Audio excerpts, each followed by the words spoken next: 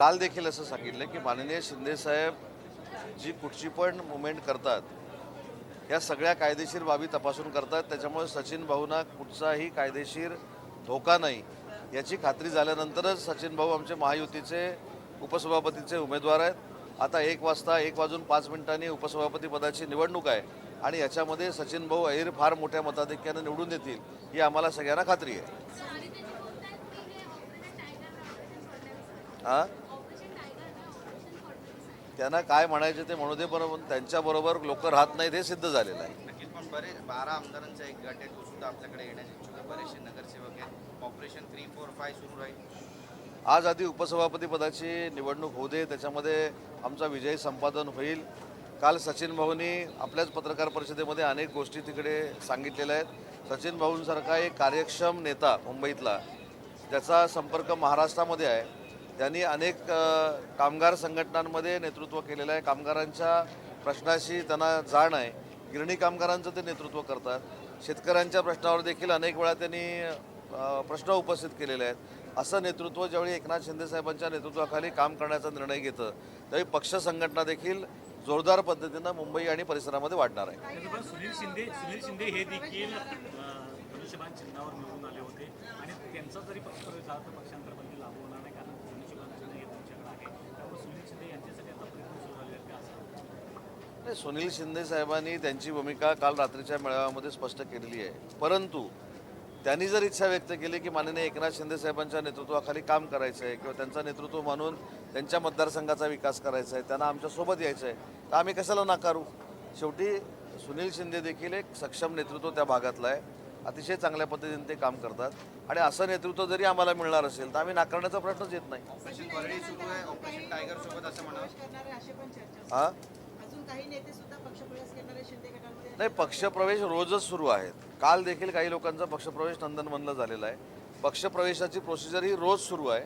त्याच्यामध्ये सचिन भाऊंचा कालचा जो प्रवेश आहे हा काही लोकांना धक्का देणारा होता. जरी ते चेहऱ्यावरनं दाखवत नसले तरी धक्का देणारा होता. त्याच्यामुळं सचिन भाऊंसारखा एक माणूस, एक व्यक्ती, एक नेता जर बाजूला जाऊ शकतो तर काहीतरी नक्कीच घडत असेल हे आता महाराष्ट्राच्या जनतेला देखील कळलेलं आहे. पण ऑपरेशन टायगर सोबत ऑपरेशन वरळी पण सुरू झालं असं म्हणावं. नाही, ऑपरेशन टायगरचाच ऑपरेशन वरळी हा भाग आहे.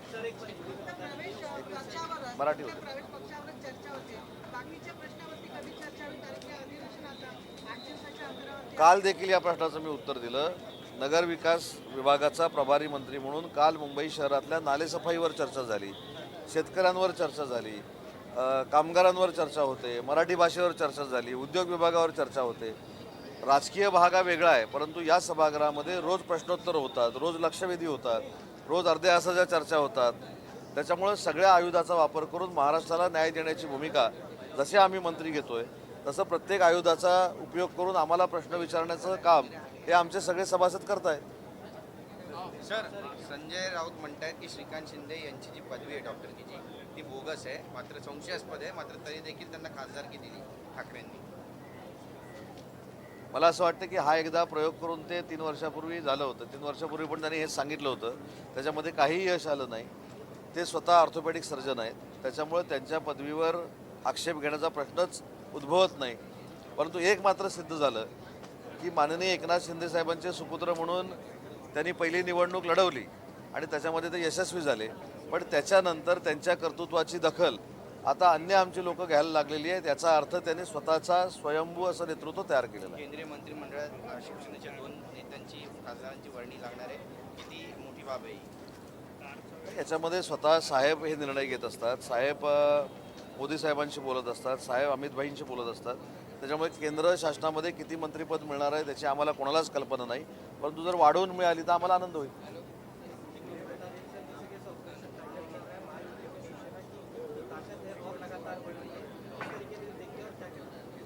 ये सब माननीय एकनाथ शिंदे साहब के नेतृत्व का करिश्मा है. अभी कल जो महाराष्ट्र राज्य के एक्स मिनिस्टर थे जिन्होंने 3 बार विधानसभा की निवडणूक जीत ली थी और आज वो विधान परिषद के सदस्य थे, वो माननीय सचिन भाऊ हमारे साथ आए और अभी उनको उपसभापति का मौका माननीय एकनाथ शिंदे साहब ने दिया है. ऐसा सक्षम नेतृत्व हमारे साथ आया है. ये ऑपरेशन नहीं, ये माननीय एकनाथ शिंदे साहब के ऊपर का विश्वास है.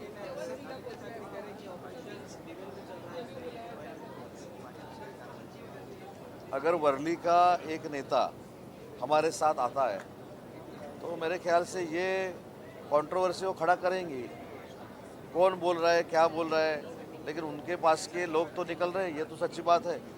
इसलिए सचिन भाऊ का हमने कल ही स्वागत किया है और बहुत लोग कतार में खड़े हैं। ऑपरेशन उड़वा था, बाद में ऑपरेशन टाइगर ये सक्सेस हुआ। एकनाथ जी के जो एकनाथ शिंदे जी के और कितने लोग आएंगे और कितने लोग प्रवेश कर सकते हैं? नहीं, जो इच्छा व्यक्त करेंगे वो अगर कैपेबल रहेंगे, वो संगठना बढ़ाने के लिए प्रयास करेंगे तो उनको साहब खुद उनके नेतृत्व में लेंगे। कमर्शियल सिलेंडर के दाम जो है उसमें कमी आई है। जेट जितने भी रेस्टोरेंट और अन्य चीज़ें 180 रुपये तक की कमी आई है। किस तरीके से देखते हैं, जिस तरीके से कोविड जो चल रहा था उसमें कमी आई है, क्या आने वाले समय में इसका? नहीं, इसके सब के ऊपर युद्ध का ही परिणाम था, जो वॉर चालू है उसका ही परिणाम था। अभी युद्ध कम हो रहा है, इसलिए ये सब दर भी कम हो रहे हैं। हाँ, सर बीड मधला एक प्रश्न आहे. एक सेकंड आप बोला ना। ऑपरेशन तुडवा जो होता तो सुरू होता आणि त्याच्यानंतर ऑपरेशन टायगर हे सक्सेस एकनाथ शिंदेच्या नेतृत्वाखाली झालं. नाही हो, तुडवा बिडवा कुठं काही सुरू नव्हतं, ते फक्त तुम्हाला ब्रेकिंग देण्यासाठी तुडवा थोडा फोडा असतं, काही नाही। सगळे खासदार एकटे त्यांच्या मतदारसंघात जात आहेत, एकटे महाराष्ट्र फिरतायत, मुंबईमध्ये फिरतायत। हे तुडवा बिडवा याला काही अर्थ नाही। त्याची ताकद संपली असं म्हणावं. नाही, मी असं काही बोललो नाही। शेवटी एकटा माणूस जरी पक्षात राहिला त्याची ताकद असतं, त्याच्याकडे एक मत असतं, त्याच्यामुळे कोणाची ताकद संपली असं मी म्हणत नाही, पण तुडवा बिडवा याला काही अर्थ नाही। पक्षप्रवेश उपाटाची पतनाची सुरुवात आहे का? हा, पक्षप्रवेश उपाटकी पतनाची सुरुवात आहे का? पतन म्हणजे उभाटाच्या नहीं पतनाची उभा सुरुवात उभा झाली. उबाठा का पतन होने के लिए हम ये पक्ष प्रवेश करके नहीं ले रहे। उबाठा के लोग माननीय एकनाथ शिंदे साहब के ऊपर विश्वास दिखा रहे हैं, इसलिए लोग आ रहे हैं। सर बीड मधला एक हादसा हुआ है, बस में एक्सीडेंट, क्या कहना चाहते हैं? नहीं, उसके ऊपर खुद माननीय एकनाथ शिंदे साहब ने, जिनके पास वो विभाग है, उन्होंने इंस्ट्रक्शन दिए हैं और मेरे ख्याल से कार्रवाई होने के संकेत भी है। सर बीड मधला सर विषय, बीडमध्ये एक तरुण भांडण सोडवण्यासाठी गेला होता, त्याची हत्या झाली. मात्र त्यामध्ये बजरंग सोनवणेच्या खासदाराच्या मुलाचं नाव घेतलं जात आहे. आता ते कुटुंब, पीडित कुटुंब टाकीवर चढून आंदोलन करत आहे. नाही, याच्यामध्ये पोलीस दक्षता घेतील, जे कोण खरे आरोपी असतील त्यांना अटक करतील। सर गोपाळगडचा अहवाल 15 दिवसात येणार होता असं जाहीर केलं होतं. आशिष शेलार आहे त्याबाबत सध्या काय प्राथमिक नाही, आता आशिष शेलार साहेबांनाच विचारावं लागेल ना ते। रत्नागिरी भागातील आहे तो प्रश्न. हाँ, वो विचारा, हिंदी में आई थी। चलो।